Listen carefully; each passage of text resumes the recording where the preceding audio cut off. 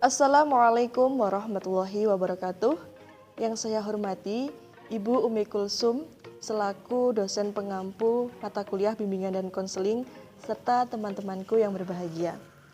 Pada kesempatan kali ini saya akan melakukan wawancara dengan salah satu siswi SMP dengan tujuan menguasai konsep dan hakikat urgensi bimbingan dan konseling di sekolah. Jadi langsung saja kita ke perkenalan siapa sih narasumbernya pada kali ini. Oke, Mbak, bisa perkenalan sebentar? Perkenalkan, nama saya Dita Putri, kelas 8 SMP.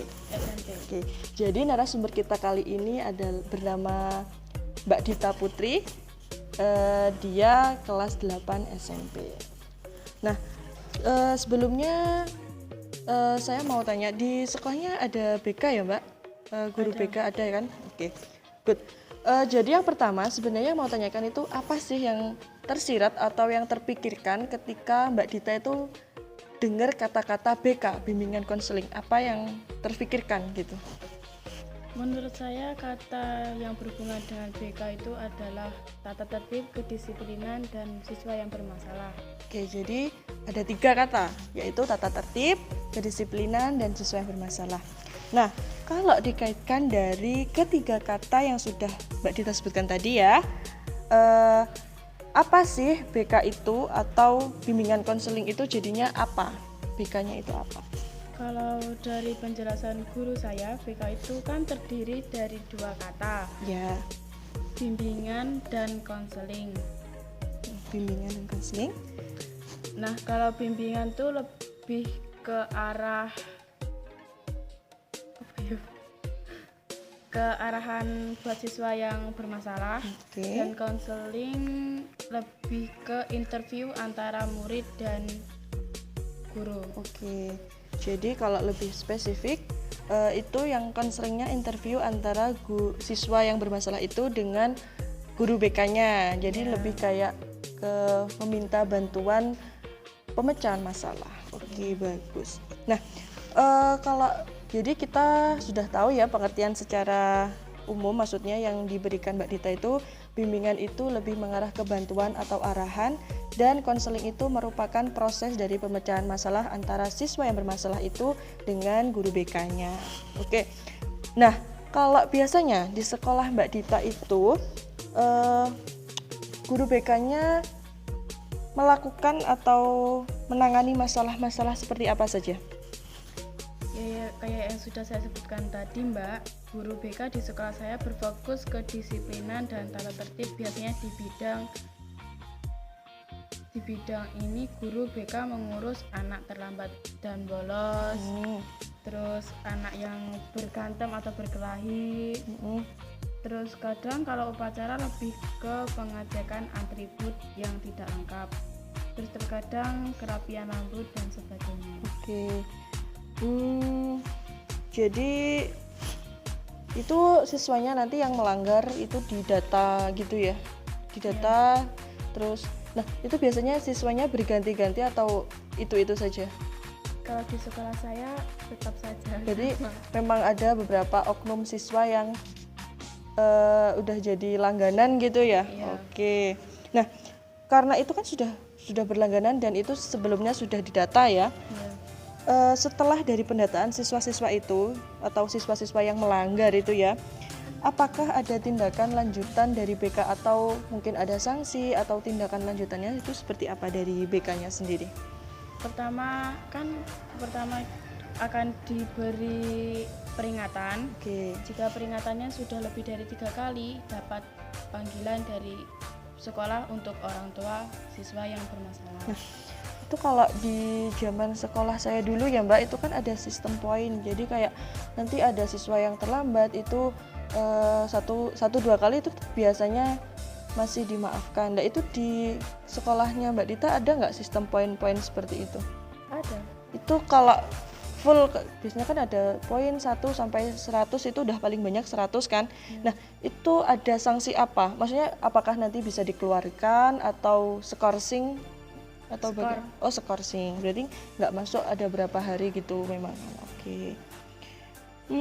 Nah, ini tadi kan berarti salah satu peran dari guru BK yang ada di sekolah, yaitu dapat kita ketahui bahwa salah satunya menertibkan moral, bukan moral sebenarnya, karakter siswa yang kurang baik gitu. Jadi kayak siswa terlambat itu kalau bisa, ya sebagai seorang siswa kan kita berangkat ya harusnya tepat waktu gitu kan ya. Nah sebenarnya tugas BK itu kan banyak sekali, perannya itu juga sebenarnya banyak.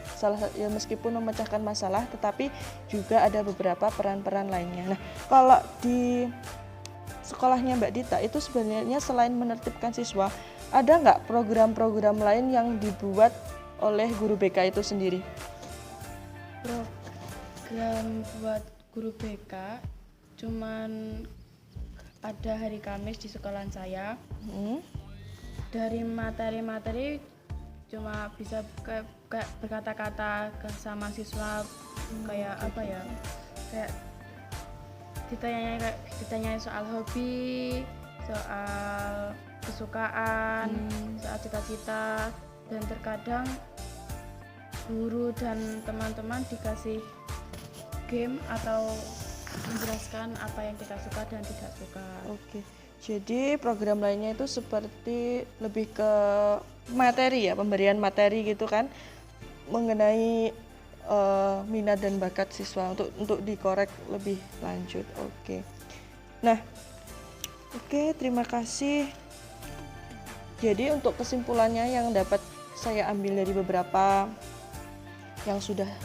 pertanyaan yang sudah saya tanyakan tadi, yaitu yang pertama, sebenarnya guru BK itu memiliki banyak peran, yaitu salah satunya mengembangkan potensi siswa, baik itu dari secara emosional, intelijensi, moral, spiritual maupun sosial. Nah, yang sudah disebutkan tadi kan itu ada seperti menertibkan siswa-siswa yang melanggar aturan. Nah, itu sebenarnya lebih ke membantu juga ke peningkatan belajar siswa juga, peningkatan karakter moral, budi pekerti, seperti gitu.